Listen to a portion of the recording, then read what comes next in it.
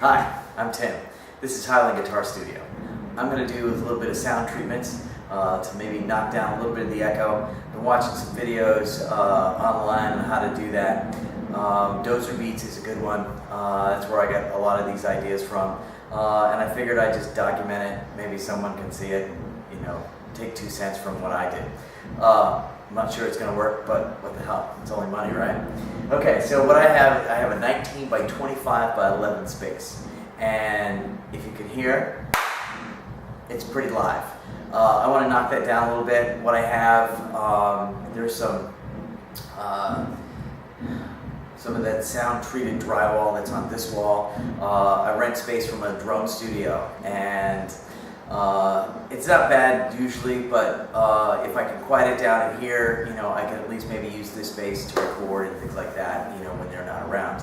Most of the time it doesn't bother me. It's a guitar studio, so we can turn the amps up if we really need to. But most times it's not a problem. So what I have is some concrete floors. Right where I'm standing, there's going to be a rug at some point, but I figured what I'd start with are some bass traps. And so let me get behind here.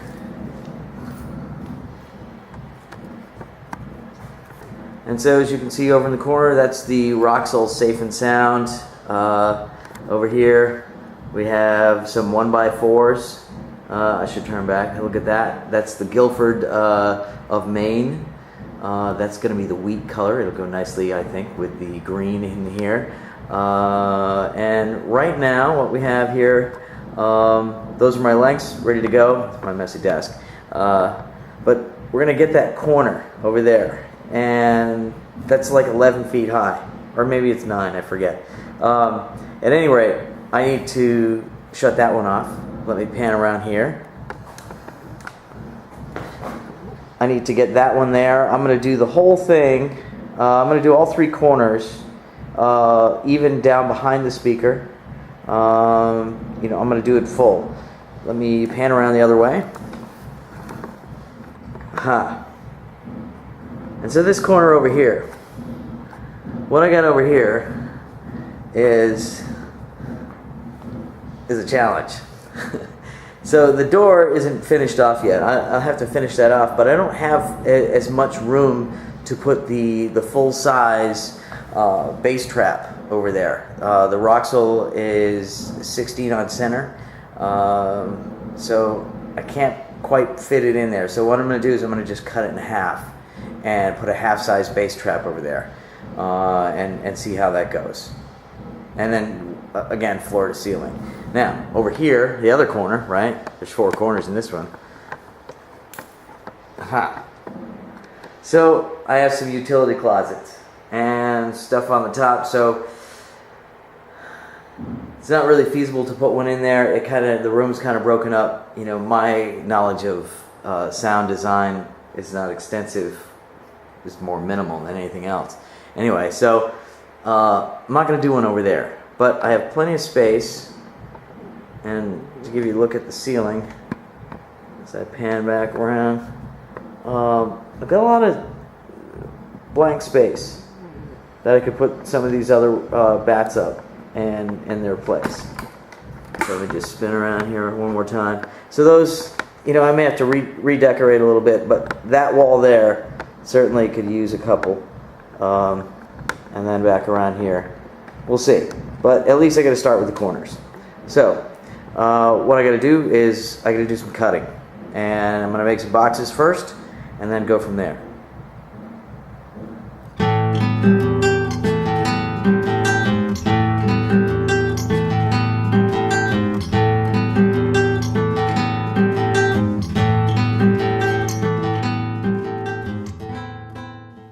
I haven't done yet is to sort of give a before and after. So this is the before. I've got my mounts on the wall. I've got the boxes all completed, and with the backing and with the Guilford of Maine stuff on the front. I'm in the process of putting those bats of insulation in them, and I figured with all that stuff out of here, it's probably a better representation of what it was like before. And we'll do this later and see how it is after. So this is playing.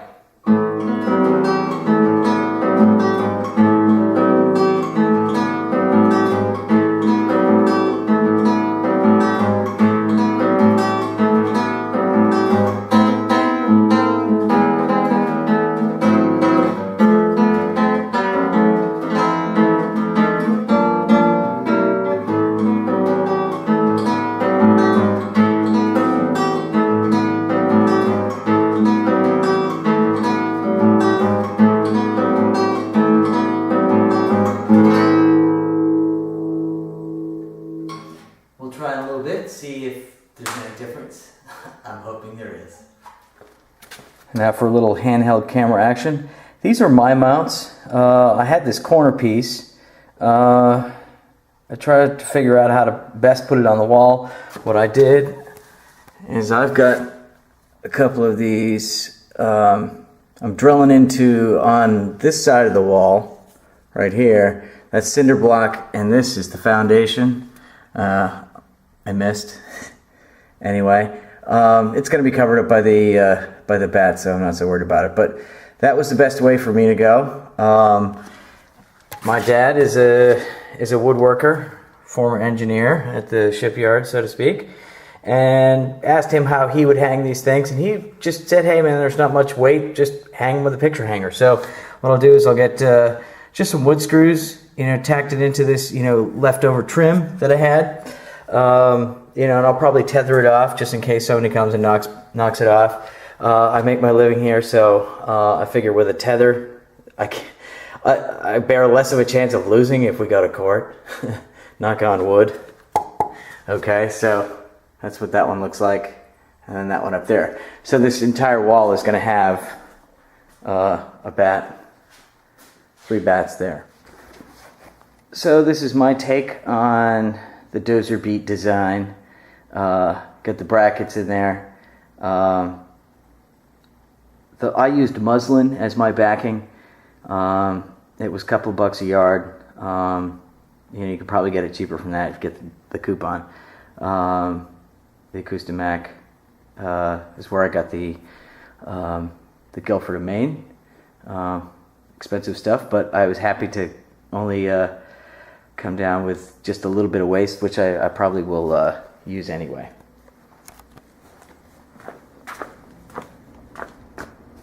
And there they are, ready to go. So what I did is I tacked one side of it. I really don't want to be irritated by this insulation. I'm easily irritated, so let's keep it to a minimum. So I figured if I tacked it on one side, it's for the big ones here, we're just going to drop it in, wrap it up, and avoid any excess.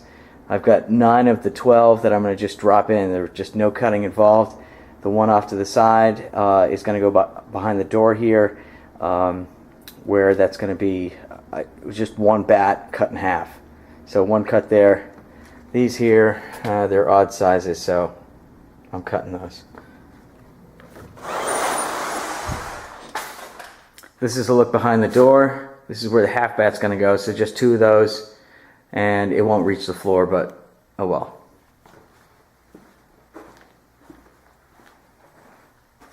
Over here in this other corner, I got one hanging. Got a bit of a problem. You never know what you're going to get behind the drywall, so it's a matter of going back and forth with that.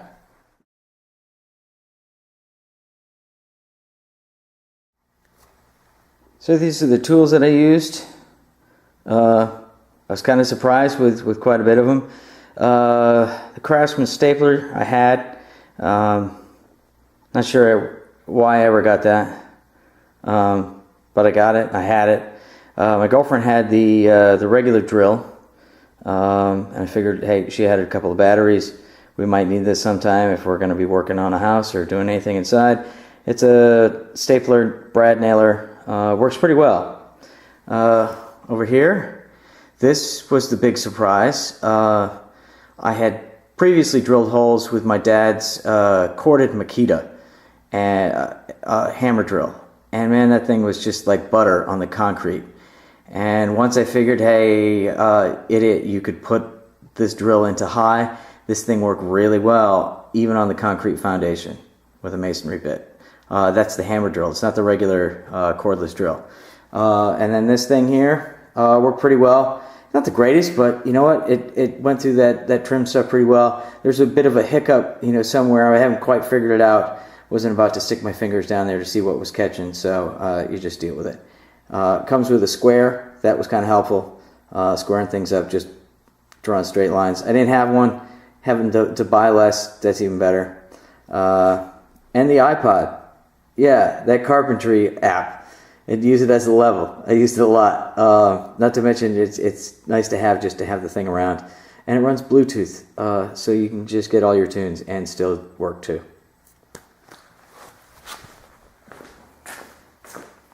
And who can forget a Leatherman? Man, if you don't have one of those, what are you doing?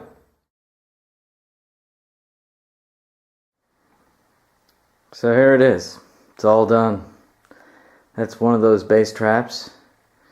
A little gap there. Well, that's because the bracing that I put in there didn't work out as well as I thought it might. It sort of sank a little bit, you know, again. So what I did with the rest of them was that I flipped them upside down so that they hung from the bolts rather than just, you know, sort of be supported by the thing there, the little brackets.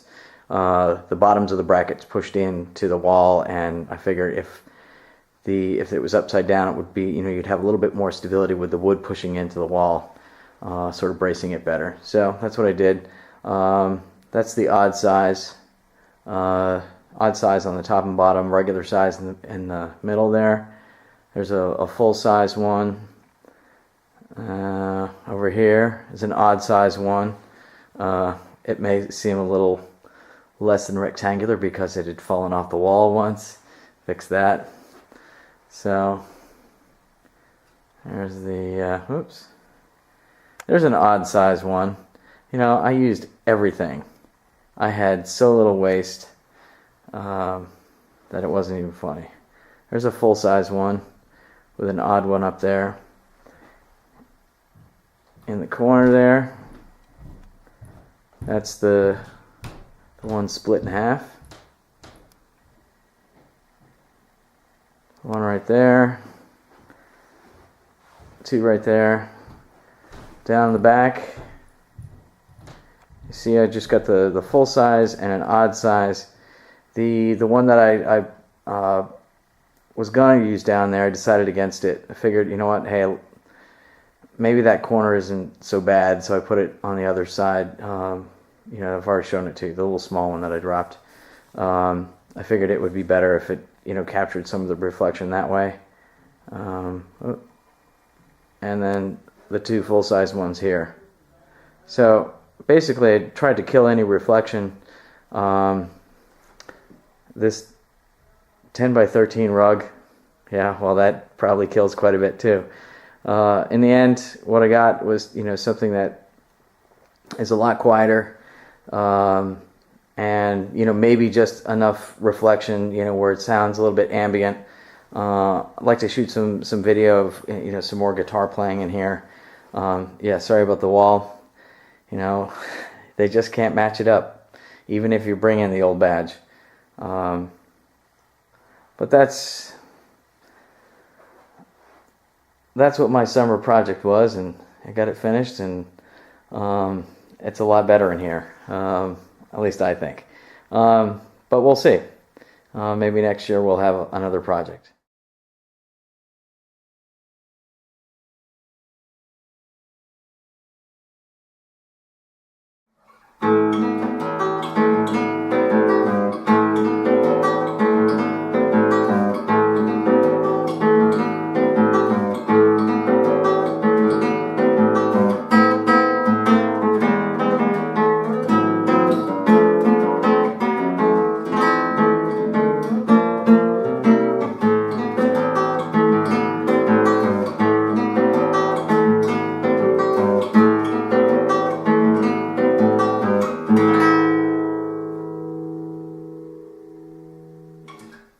So that's it. This is the studio. That's what the dampers did. The bass traps. It was fun, but now it's done. At least for now. Thanks.